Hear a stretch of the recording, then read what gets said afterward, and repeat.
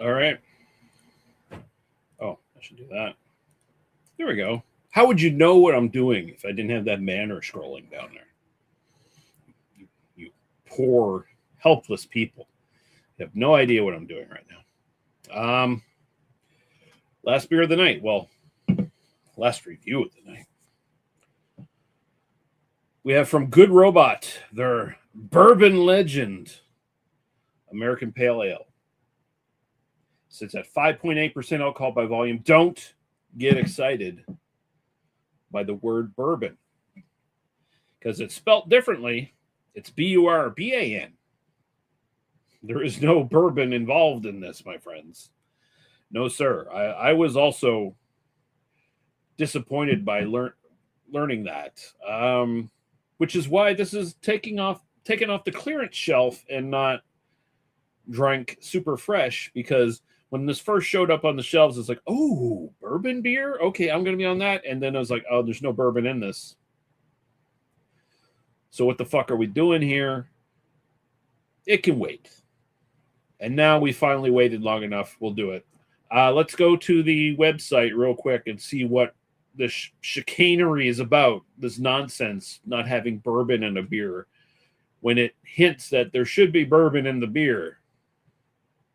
Let's see what they're doing here. This is craziness. All right, we're here. We're on the Good Robot website.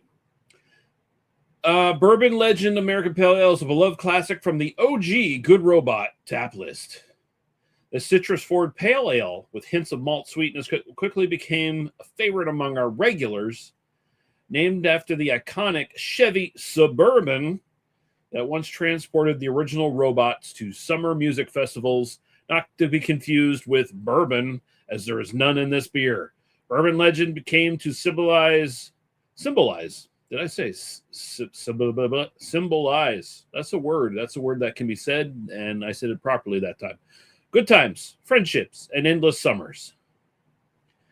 It's on tap in all the places that Good Robot has a location, apparently. Can't order it online, apparently. Okay, well, there you go. Yeah, that's what this beer is. It's an American Pale Ale.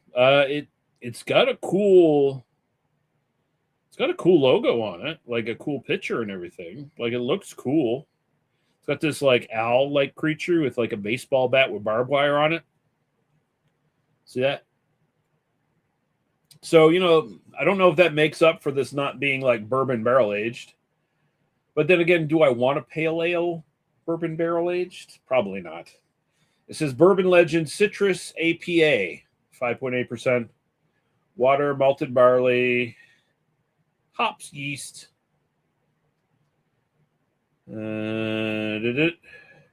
Oh, there's even a smaller print here. Bourbon Legend was part of the original Good Robot 2015 lineup. It was named after our beloved Chevy Suburban that transported countless summer music festivals, part of a heritage. So this is like a legacy brew from the brewery. So I guess it's holds a special place in their farts. I need to clean the top of this thing. I need a Q-tip real quick. There we go. Should have checked this before I started the review, but there's a lot of schmutz in the groove. And even on said can, I don't like that. No. All right, let's do it. Let's open this bitch up. Citrus forward American Pale Ale. That can mean a lot of things. If it's from 2015 and part of their original lineup, I'm assuming the citrus is going to be maybe like orange or mandarin or tangerine, something along those lines, not the stuff you get from hazies and shit these days. So this might be very good. It's definitely a nice, like, unfiltered. It looks like a brilliant, like, sunburst orange on camera. It's kind of like a murky orange juice with gravy in it kind of color. That's the best way to put it. You know, it's kind of amberish, I guess is the best way to say it, honestly. But, you know, use a little artistic license, poetic license on what it looks like. Aroma. Oh, yes. Okay. So like I said, this was on the clearance shelf, so hop profile may not be fully intact. Not that I think this probably has a massive hop profile on it, but ooh. Oh, this smells like a goddamn, takes me back. This smells like a classic American IPA back in the day. Like I'm talking early 2000s, late 90s American style IPA where you had like a lot of like caramelish malt character coming up with like maybe a little bit of grapefruit, a little bit of citrus, like orange or something along those lines. Oh, it smells like a 2000 era American IPA. There's so much malt coming up in it. Now, again, I put the caveat there that this is maybe a month or so past its shelf life. Well, not past its shelf life, but, you know, past freshness, I guess. It's been sitting in the NSLC in the fridge for, you know, maybe half a year. So if there's like any like serious like big citrus notes, they might have diminished a little bit here. But I don't know. It still smells really good.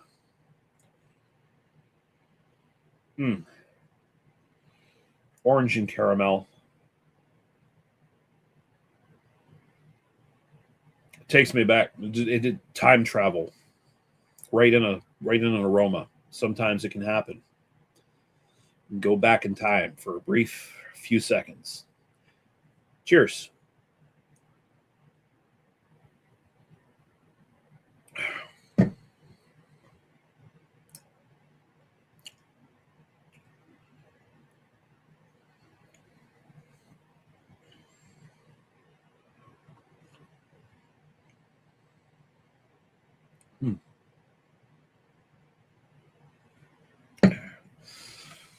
So yeah, I get the impression that this is much better, super fresh.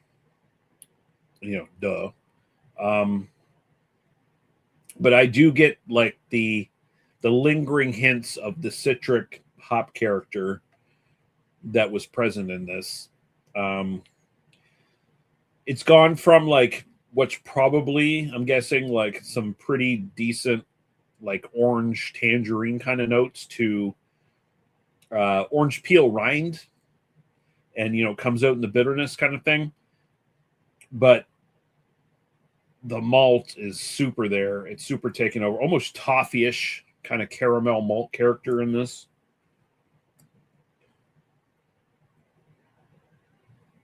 Body is kind of lower medium.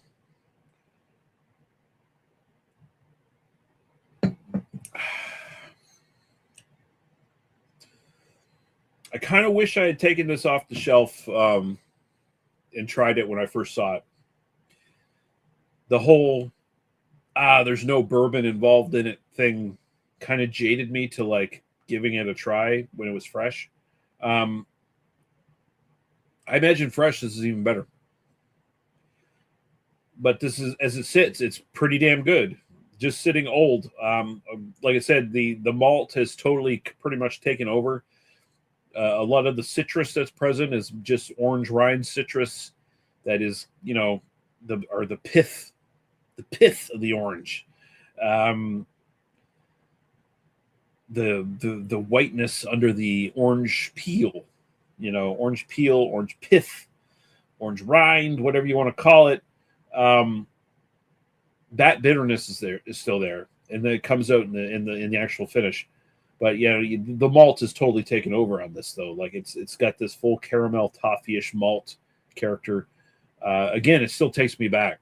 It takes me back to like the 2000s when, like, hey, an American IPA would have, sure, it would have hops. It would have, Cascade and stuff like just jumping out at you. But it would have like a big malt backbone.